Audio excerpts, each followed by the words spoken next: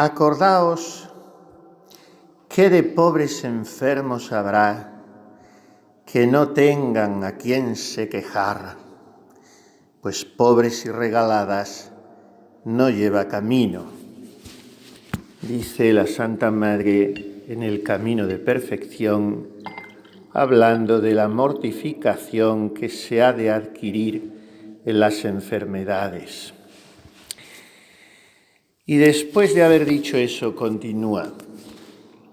Acordaos también de muchas casadas, yo sé que las hay, y personas de suerte que con graves males, por no dar enfado a sus maridos, no se osan quejar, y con graves trabajos. Pues pecadora de mí, sí, que no venimos aquí a ser más regaladas que ellas. Oh, que estáis libres de grandes trabajos del mundo, sabed sufrir un poquito por amor de Dios sin que lo sepan todos. Pues es una mujer muy mal casada y porque no sepa su marido lo dice y se queja, pasa mucha mala aventura sin descansar con nadie. ¿Y no pasaremos algo entre Dios y nosotras de los males que nos da por nuestros pecados? Aquí hay una primera analogía de la que se sirve la Santa Madre, pero que es una analogía que hay que entender al revés. No es que una monja, aunque esto sea lo que se imponga a la sensibilidad, tenga que entenderse a sí misma o conducirse mirando parecerse un poco a una mujer casada, sino que el analogatum princeps, el modelo auténtico, es el desposorio con Jesucristo, del cual toma pie otro cualquier matrimonio humano, aunque aquí, como dice la Santa Madre en las Moradas, todas sus operaciones son limpísimas. Entonces, lo que viene a decir ella es que si una cualquiera mujer casada de la tierra y mal casada, porque quiere decir que su marido es un tal y un cual, anda a la pobre pendiente de no desagradarle, pues claro, cuanto más la que está de verdad casada, porque está casada con el más hermoso de los hijos de los hombres, que es esposo de sangre y que es el verdadero esposo de la humanidad por su encarnación. Eso en el capítulo 11 del Camino de Perfección. En el mismo camino, más adelante, en el capítulo 22, cuando está hablando ella ya de la oración, explicando un poquito, empezando a explicar qué cosa sea oración mental, pues vuelve al símil y lo redondea más. Y así como en la oración no podemos ir como quiera y admitir distracciones, improvisaciones, aunque luego la oración deba fluir con naturalidad, porque no es una cosa encorsetada, sujeta a método, sino ella quiere decir que el amor tiene que ser también reverencia y obsequiosidad para con el amado, que no es cualquiera, sino que es su divina majestad. Y entonces dice, entender en llegando, para la Santa Madre es tan importante.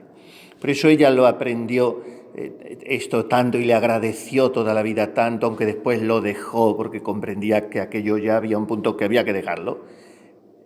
Osuna. Fray Francisco de Osuna es decisivo en el camino espiritual de la Santa Madre y por tanto en la escuela de oración del Carmelo, que está iluminada por los místicos franciscanos y los cuales no hay nada que hacer a partir del siglo XVI, porque son los grandes maestros. Luego todos ceden el paso a la dama y entonces doña Teresa de Ahumada les da ciento y raya y se los mete a todos en el bolsillo. Pero hasta entonces Osuna fue decisivo porque Osuna enseña la oración de recogimiento. Y el mismo Ávila, maestro Ávila, dice en una carta, que, no sé si es a un sacerdote, no me acuerdo ahora, dice, lea a Osuna, aunque los abecedarios, me parece que no le dice el tercero, que es el que leyó la Santa Madre, los abecedarios, son 12 nada menos los abecedarios de Osuna, son abecedarios porque los temas de oración los va tratando, pues un poco como yo hacía esta mañana, a partir de la letra del alfabeto, y así agota todas las letras del alfabeto, y cada libro es un abecedario en ese plan. Bueno, pues el maestro Ávila le dice, lea a Osuna, aunque tenga un poco cuidado con él, y luego déjele, porque va por camino de abandonar el pensamiento. Y esto, claro, a la Santa Madre la puso en guardia, y más en guardia todavía la puso, que Osuna prescinde de lo corpóreo, incluyendo en eso la humanidad de Cristo. Como esa era una doctrina que seguían muchos espirituales de mucha nota por otra parte, pues había que tener una intrepidez soberana para enfrentarse a ellos, y es de la que hizo gala la Santa Madre. Y se aparta de todos ellos, y luego la historia y la mística de todos los tiempos le da la razón a ella, porque no se puede prescindir. Primero, que somos alma en un cuerpo y que nuestra sensibilidad condiciona todo. Por eso tiene que estar también educada.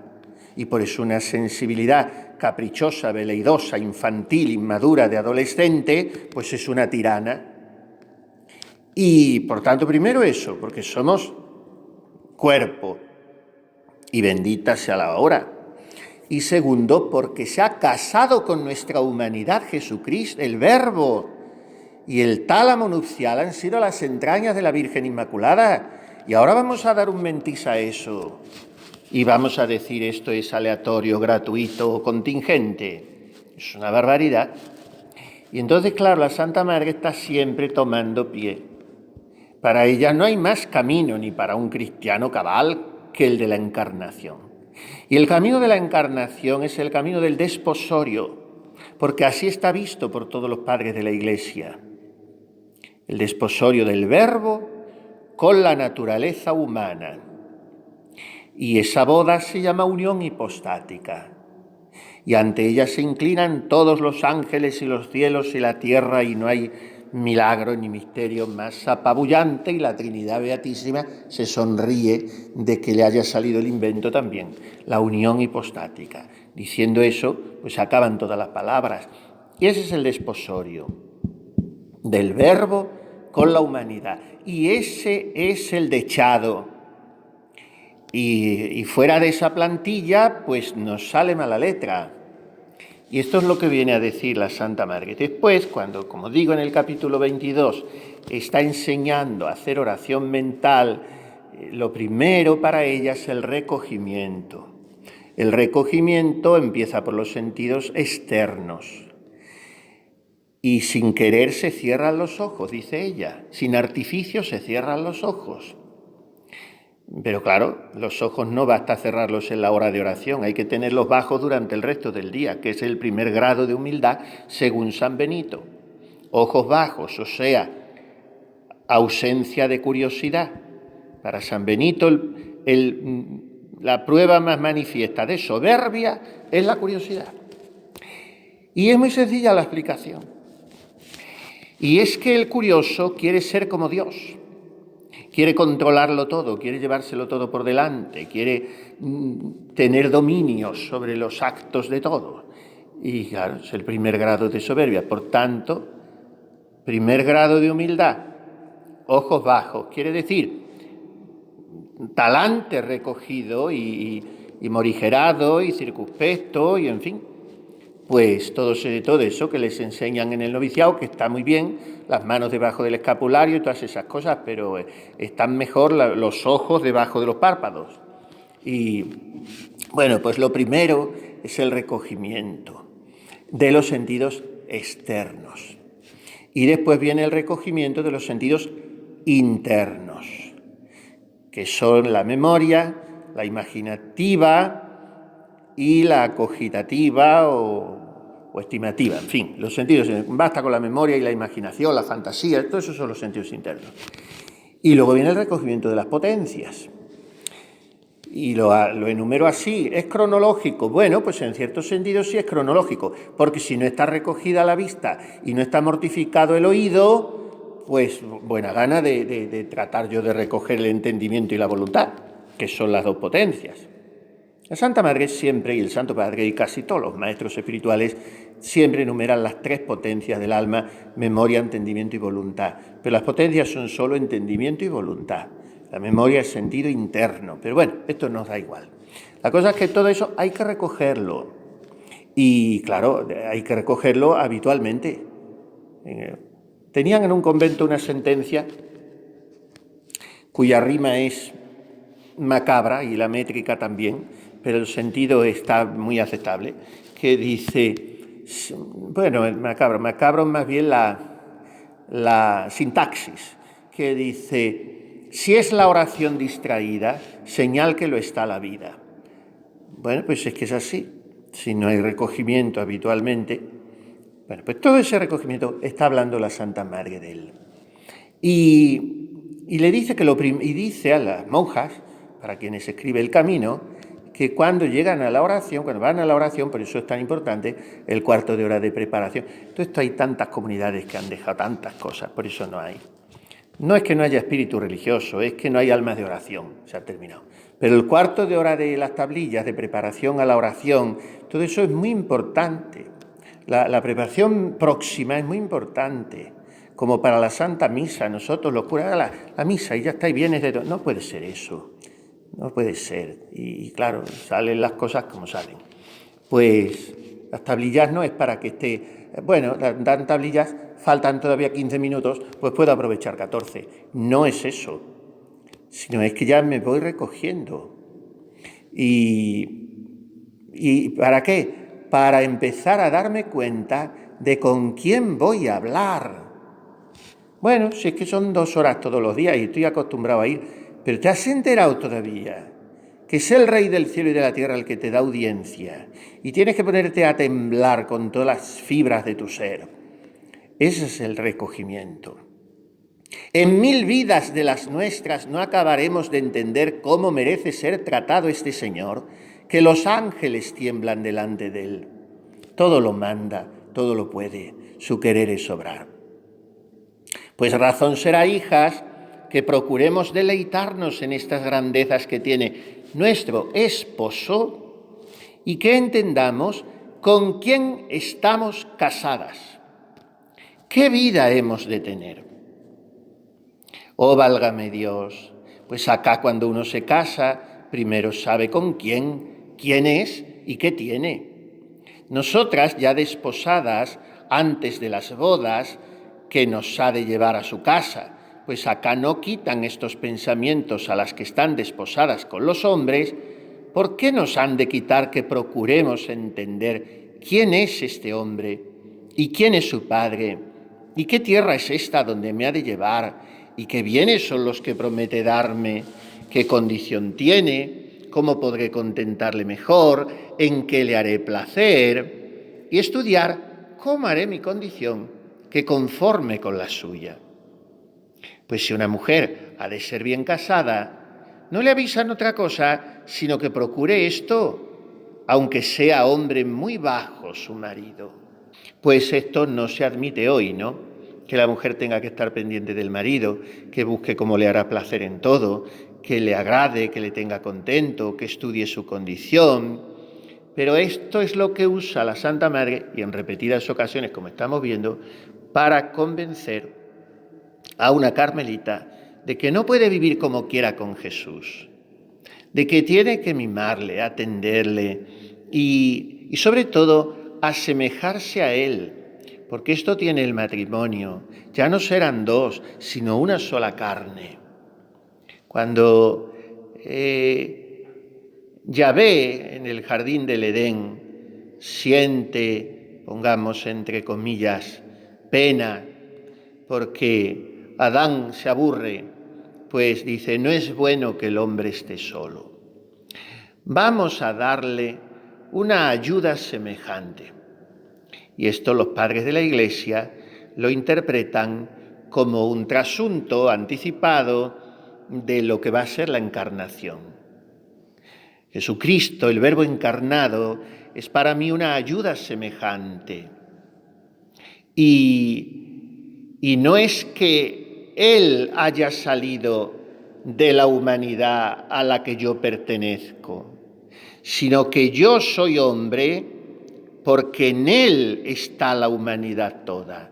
Lo mismo que Eva fue sacada de la costilla del varón. Así yo estoy sacado de Jesucristo. Él es el hombre perfecto, el Hijo del hombre. Él es el más hermoso de los hijos de los hombres y Él es el modelo. Él es anterior a todo y todo se mantiene en Él. Todo fue creado por Él y para Él. Y por tanto, según esa visión, esa cosmovisión cristológica de Pablo en la epístola a los Colosenses, en virtud de eso, yo no me puedo entender fuera de Cristo, pero no de Cristo así en abstracto, sino fuera de Cristo esposo, porque yo estoy escrito en su corazón, estoy tatuado en sus manos. El otro día me decía un obispo que había tenido que, en fin, reconvenir un poco más que reconvenir, que se había suscitado cierto debate con los superiores del seminario porque no entendían eso de que también para un seminarista llamado al sacerdocio sirviese esta impostación espiritual de entender a Cristo como su esposo. Y me dijo, ¿por qué no me das alguna cita de Santa Teresa donde esté eso? Digo, mire, citas hay todas las que usted quiera, no en plan para las monjas, sino en plan de la vida espiritual. Tiene que rematar, porque es lo natural, en la unión esponsal con Cristo. Esto no tiene que ver con sexos, ni con que la monja sea esposa de Cristo. Esto tiene su raíz y su fundamento en que el Verbo se ha encarnado y por tanto se ha desposado con mi humanidad, en primer lugar. Y en segundo, me invita con un llamamiento dulcísimo a que me una con Él. Y esa unión, siendo sus operaciones limpísimas, como dice la Santa, es la más intensa que se pueda establecer. Esto es vida de esposos con Cristo. Y sigue diciendo aquí, ahora ya la Santa Madre en ese capítulo 22, en vez de volverse a sus hijas, como hace tantas veces, pues de repente se vuelve a Cristo y habla con él. Y le dice, pues esposo mío, en todo han de hacer menos caso de vos que de los hombres. Si a ellos no les parece bien esto, déjenos vuestras esposas que han de hacer vida con vos. Es verdad que es buena vida. Si un esposo es tan celoso que quiere no trate con nadie su esposa, linda cosa es que no piense en cómo le hará este placer y la razón que tiene de sufrirle y de no querer que trate con otro, pues en él tiene todo lo que puede querer. En esta última frase está el motivo, bueno, si quieren, psicológico de nuestra vida de desposorio con Jesús.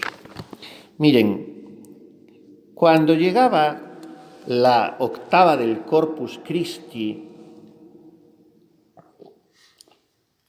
que es una de las innumerables pérdidas que nos ha reportado esta lamentable reforma litúrgica que estamos padeciendo, pues la Iglesia se vestía de fiesta. Era la feria de la Carmelita también, la octava del Corpus Christi.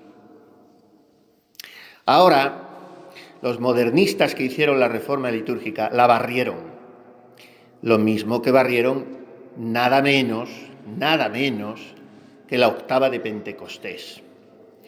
Y han quedado solo dos octavas, que son la de Navidad y la de Pascua. Estaría bonito que las hubieran quitado, pero en fin, ya casi se podía haber esperado todo.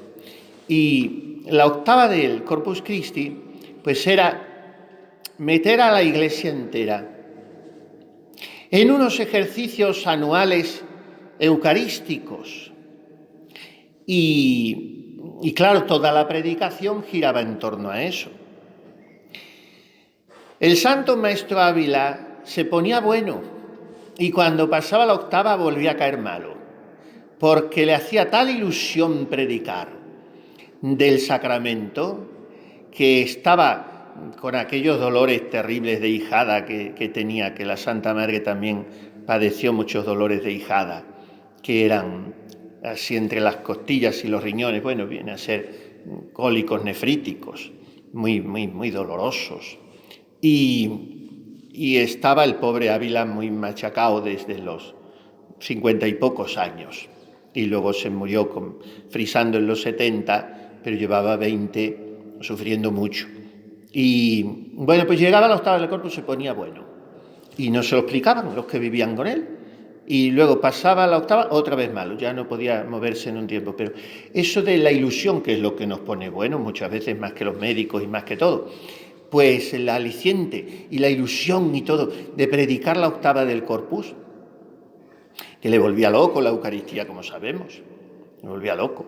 Y entonces tiene esos sermonazos imponentes, que le llamamos también tratados, del Santísimo Sacramento, en los que explica cómo hay que comulgar unas veces, otras veces cómo hay que ir a la procesión del Corpus, cómo se ha de estar en presencia de su Divina Majestad, en fin. Pero uno de ellos, pues se perdió prácticamente todo, porque se los tomaban, y otras veces los llevaba escritos de antemano, los memorizaba. La oratoria sacra tenía entonces un trabajo y un mérito imponente. Ahora es un pa' acá, un pa' allá, como los filetes, vuelta y vuelta, y se acabó la plática.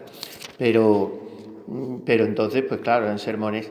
Y hay un tratado que se perdió prácticamente, y se conservó un fragmento.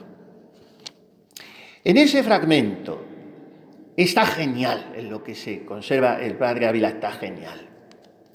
Y dice que lo que hace el amor divino es luchar constantemente contra nuestra ingratitud. Porque nosotros somos tan bobos, viene a decir, tan necios, que gozando de luz, estando rodeados de luz, no miramos el hacha de donde viene. O sea, no nos damos cuenta que esa luz ha de tener una fuente, un foco, y que ese foco es la antorcha. Y entonces a veces, pues como decíamos esta mañana lo de Santa Gema, de Jesús solo quiero a Jesús, pues a veces utilizamos las cosas de Jesús y a Él le dejamos un poco al lado. O sea, no miramos el hacha. Y como los animales, ozan, meten el hocico en la tierra y comen la hierba, y ahí enfangados, podríamos decir, en fin, afanados en comer, no alzan la testuz, dice él, para mirar al cielo y agradecer de dónde les viene ese alimento. Nosotros estamos en las cosas de Dios todo el día, que nos hemos consagrado a Él, estamos en su casa, estamos en sus cosas. Pero ya a Él le damos por supuesto.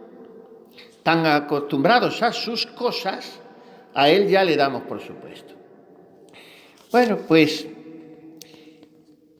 aún así, es tan grande la paciencia y tan inagotable la bondad del Señor, que conociendo nuestra masa y sabiendo que somos barro, y viendo que un día tras otro nuestro amor a Él es remiso y es débil, sigue esperándonos. Dice Ávila en una exclamación como hay tantísimas que recuerdan al pie de la letra a la Santa Madre, o mejor dicho, las de la Santa Madre recuerdan a Ávila porque él escribió un poquito antes que ella. Y dice, nosotros a olvidarle y Él a hacernos mercedes. Santa Madre dice, antes me cansaba yo de ofenderos que vos de perdonarme. Y verdaderamente no se cansa nunca el Señor.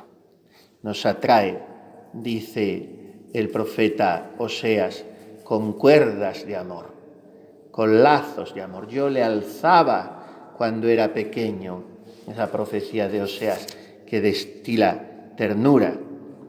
No nos atrae con maromas, con sogas, o sea, con brusquedad, a la fuerza. Y como a veces nosotros pensamos que así con las personas impositivamente se consigue algo y no nos acaba de enseñar la experiencia que eso es totalmente contraproducente.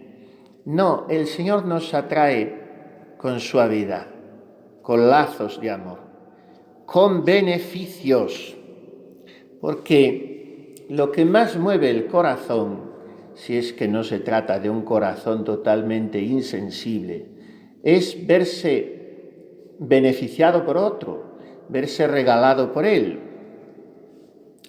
Y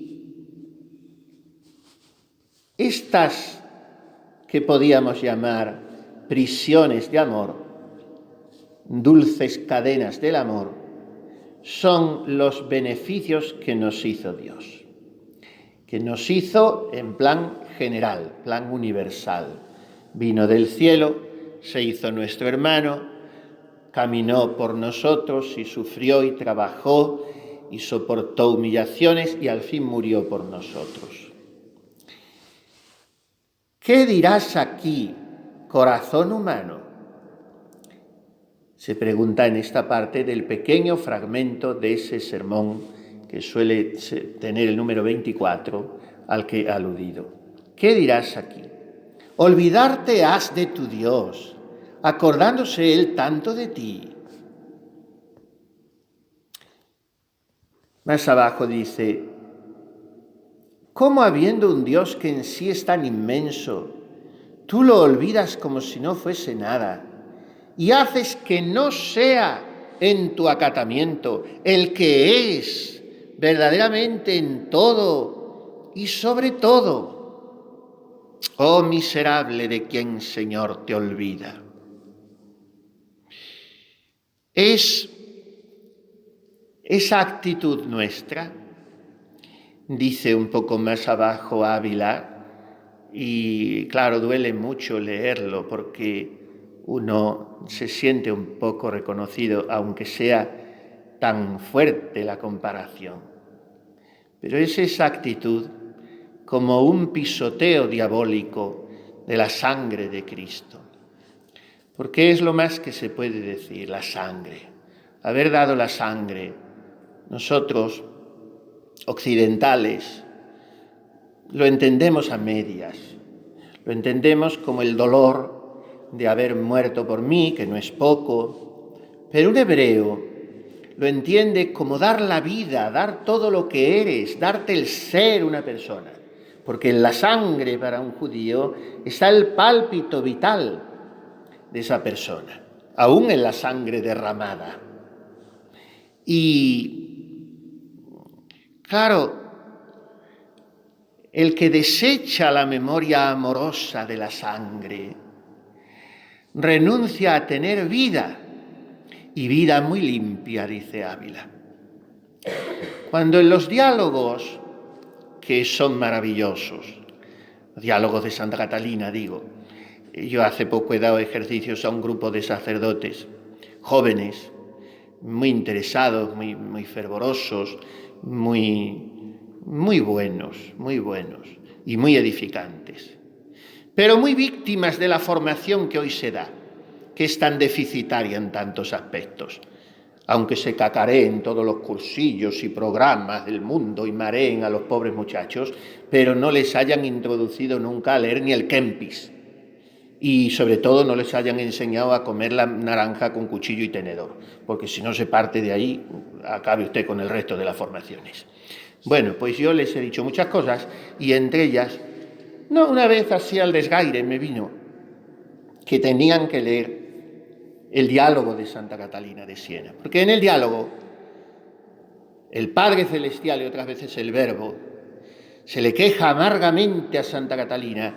Ella lo recibía en plan revelaciones y se lo escribía, porque ella era analfabeta, como saben, doctora de la Iglesia, analfabeta, se lo escribía su santo confesor, Fray el beato Raimundo de Capua se lo escribía.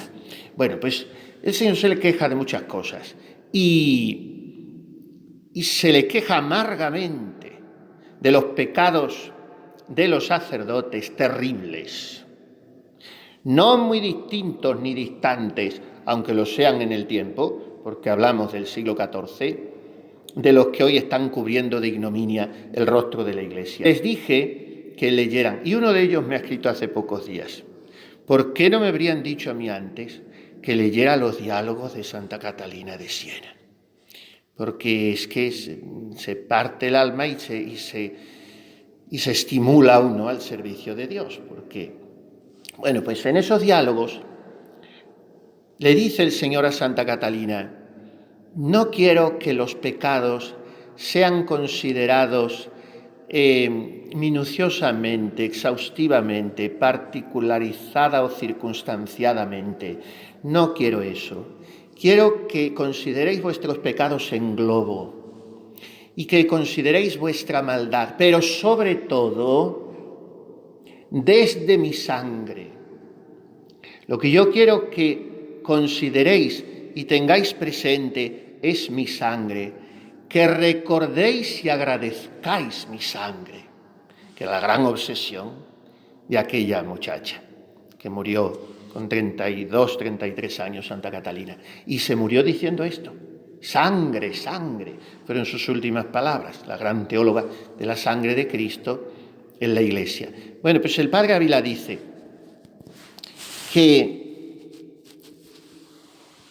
desechas la memoria amorosa de la sangre, con la cual tendríais vida, y vida muy limpia. El Señor se queja en persona de Job diciendo: tierra, no cobijes mi sangre. ¿Y por qué? Acuérdaste de las cosas terrenas y olvidas lo que el Señor por ti padeció. La tierra cobija su sangre, pues la tierra está encima en tu memoria y la sangre hollada, y por causa de la tierra olvidada. La sangre hollada, hollamos, o sea, pisoteamos la sangre cuando olvidamos los beneficios del Señor. En una carta a una señora, me parece que es, o una persona consagrada, le dice el padre Ávila: no quiera que pisotee su corazón aquello que un día su corazón pisó. Más o menos, no son estas palabras porque él le dice holló, hollar es más fino que pisotear, pero hoy no se entiende, desgraciadamente.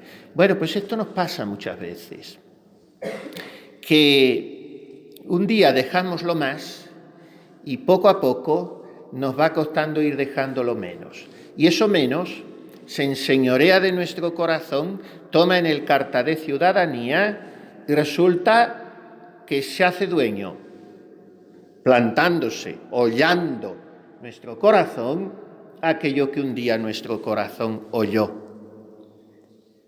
La tierra está encima en tu memoria. La tierra es el mundo, mis cosas, mis apetitos, mi yo, y la sangre hollada. ¿Qué más queda por hacer para despertar tu olvido, si beneficio tan grande no te despierta? Las piedras no pudieron sufrir golpe de tanto amor, pues se quebraron, y no lo siente el corazón por quien la sangre se derramó. Llegado a este punto, que es la mitad de ese fragmento que se conserva, repito, de ese sermón, hace un quiebro el Santo Maestro y dice, recordando enormemente, porque parecerá que me he apartado un poco del tema inicial, pero vuelvo a él, porque esto es un eco total de lo que hemos leído de la Santa Madre. Y de repente dice: ¿qué hará un marido que tiene una mujer moza, hermosa y liviana, y que le conviene ausentarse de ella y la quiere bien? ¿Qué descanso ni contento tendrá el corazón de éste en ausencia? Pues tantas razones tiene de temer el olvido de su mujer, la cual él quiere que de él se acuerde. Solicítala con mensajeros, con cartas, con dádivas y tan continuas que antes que un mensajero salga de casa de ella, otro es venido con cartas, ruegos y dones. Y si la liviandad de esta es tanta, que no tiene cuenta con el ausente marido, sino básele el corazón tras lo que presente ven sus ojos, ¿qué le aconsejarán los amigos de este ausente? Sino que pues todo está tentado y nada le aprovecha, que dejado todo negocio, se venga él a estar presente con ella, pues es tanta su liviandad, que aun en los mismos criados que el marido le enviaba para que ella se acordase de él, ponía ella los ojos no castos, alzándose con aquello que había de ser medio para que a su marido amase. ¿Recuerdan el capítulo 16 de Ezequiel? Esa esposa adúltera, que es también el tema fundamental del libro de Oseas, porque él tenía experiencia propia, el pobre, y de tantos otros libros y profecías de la Sagrada Escritura, y a veces hasta en los Salmos aparece. Bueno, pues con eso el Señor nos da aldabonazos para que nos reconozcamos y nos convirtamos. ¿Qué más pude hacer por ti? Esos improperios del Viernes Santo, pues cada uno nos los tenemos que apropiar y añadir muchas más cosas. Yo te cuidé como viña mía, escogida y hermosa. Yo te guié por el desierto. Todo eso que está en la historia sagrada puede ser amplificado con mi experiencia personal. Y puedo sentir que Jesús sigue diciéndome muchas cosas. Y tú preparaste una cruz para tu Salvador.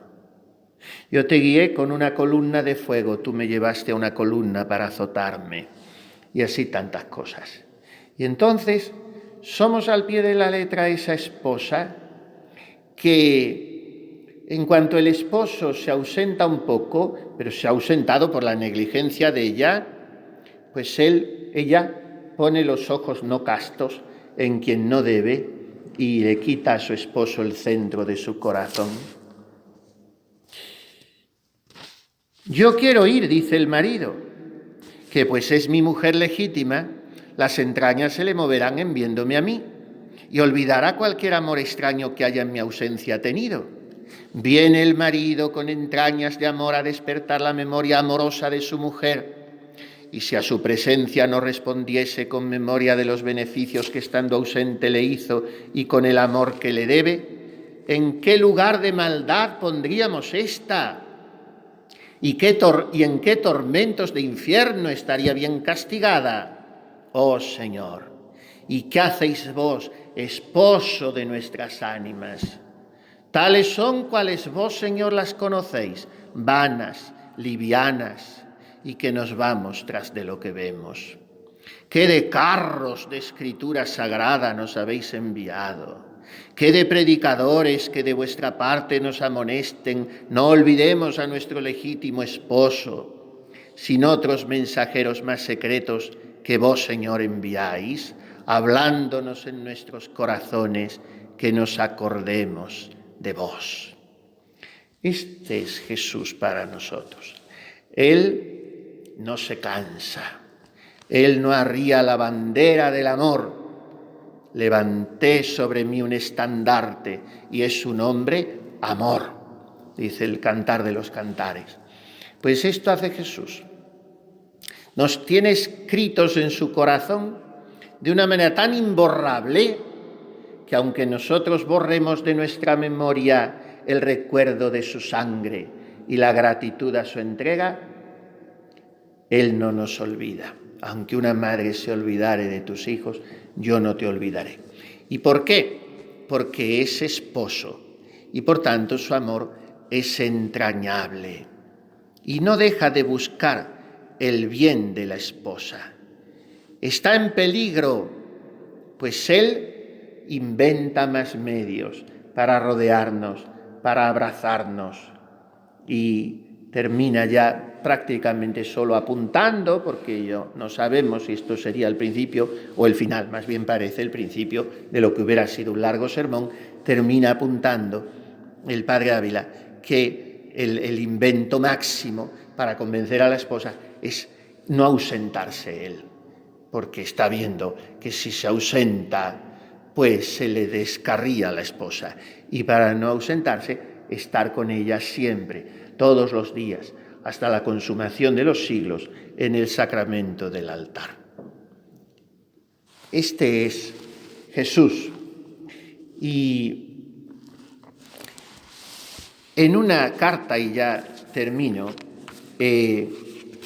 a una monja, hija suya espiritual, le recuerda el Santo Maestro la misericordia que hace Dios a los que llama a religión y la obligación que tiene una religiosa de servir a Dios.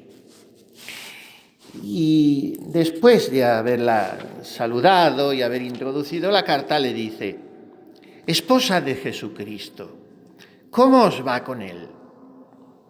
Tenéisle muy asentado, muy querido en vuestro pecho. ¿Hiere el cuidado de tenerle contento a vuestro corazón para buscar su santa voluntad, aunque sea contra la vuestra?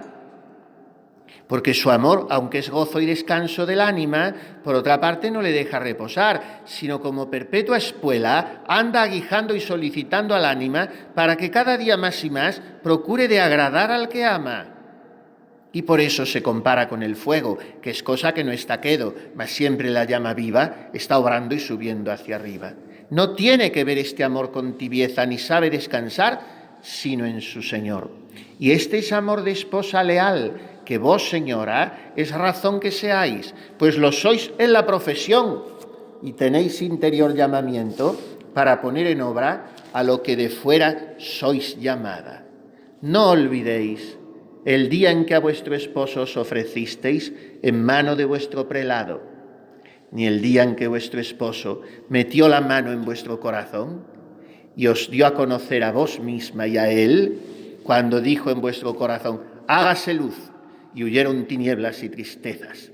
Y como quien ve la lumbre del cielo, vive en alegría y sabe por dónde ha de ir sin tropezar.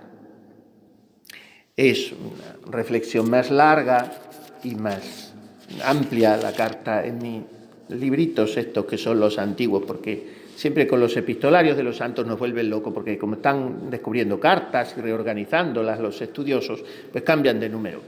Pero estos libritos que son los buenos y manejables, los del apostolado de la prensa, que hacía unas ediciones monísimas, te las metes en el bolsillo de la sotana y no necesitas un carro para tirar de los ladrillos que hacen hoy la BAC, pues tiene el número 159 y es más larga la reflexión. Y terminamos con ella.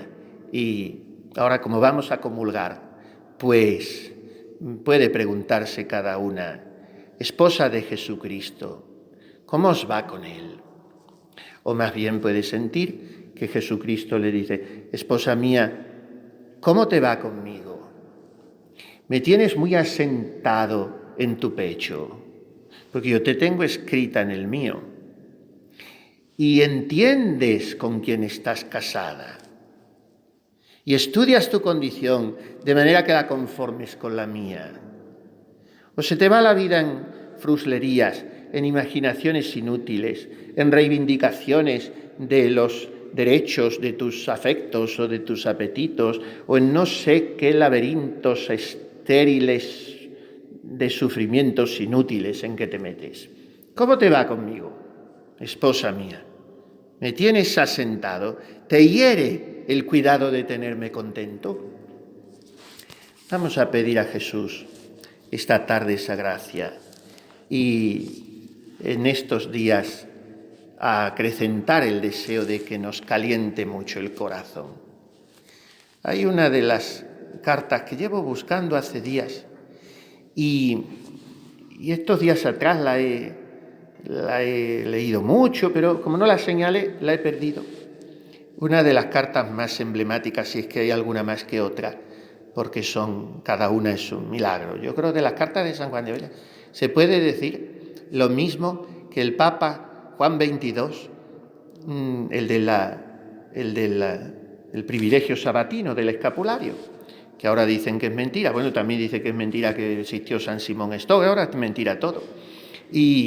Pero Juan XXII dijo, que fue el que canonizó a Santo Tomás de Aquino, que cada artículo de la suma, no cuestión, sino artículo, cada cuestión tiene muchos artículos, unas tienen 6, otras tienen 12, que cada artículo de la suma teológica es un milagro en sí mismo y bastaría para canonizarle.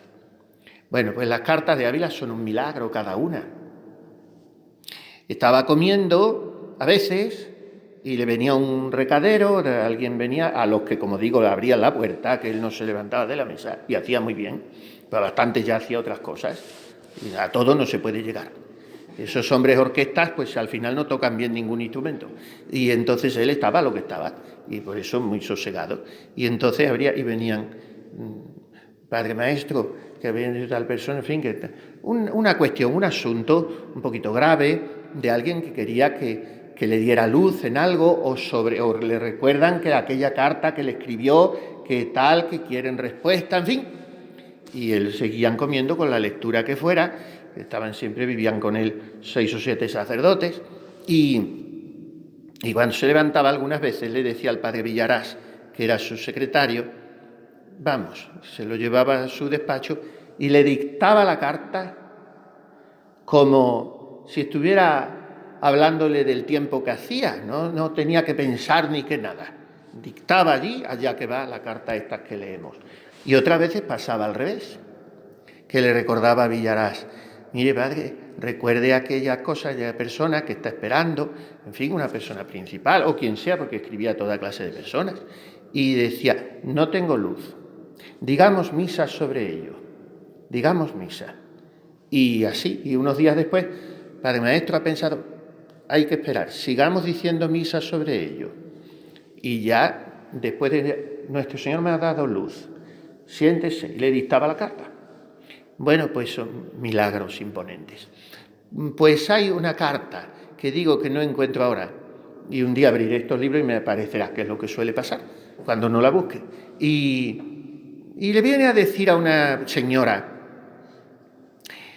vuestra merced es tonta, le viene a decir, porque dice, me pregunta, más o menos, claro, él lo dice con una donosura que es incomparable, me pregunta, ¿por qué nos ama tanto nuestro Señor? Y yo devuelvo la pregunta a vuestra merced y le digo, ¿por qué quema el fuego? ¿Puede hacer el fuego otra cosa que no sea quemar, arder, dar calor? Es su naturaleza. Y operari sequitur esse, el obrar sigue al ser. Nosotros hacemos aquello que está en nuestra naturaleza.